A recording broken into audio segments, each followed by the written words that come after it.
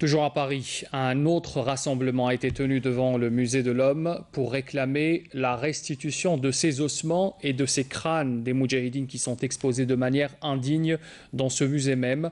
Vestige macabre de la colonisation française, aujourd'hui l'Algérie n'a eu de cesse de réclamer le retour de ces ossements sur le sol national pour enfin leur offrir une sépulture digne de leur sacrifice pour le pays. Afaf Belouchet.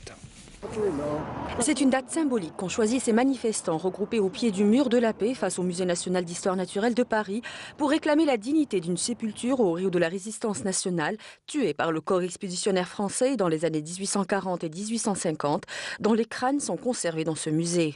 Si nous venons à mourir, défendre notre mémoire. Ça a été dit par Ben Mehdi, c'est ça. Quand on vit en France et qu'on sait qu'il y a des crânes de nos combattants détenus au musée de l'Homme.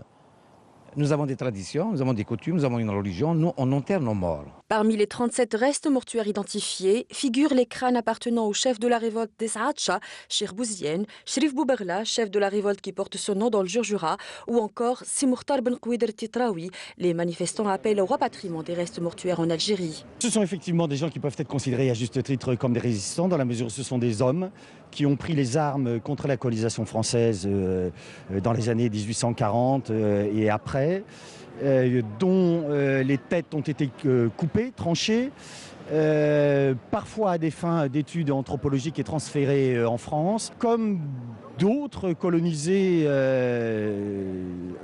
des Algériens ont pris position pour la restitution de ces crânes. J'ai dit comme d'autres colonisés puisque le crâne d'Ataï a été également transféré en France. Il a été restitué au Kanak. Ont exigé que ces crânes soient restitués à l'Algérie.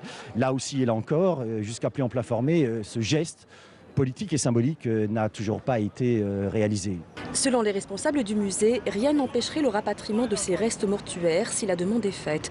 Mais seul un accord entre l'État algérien et l'État français pourrait faciliter cette démarche.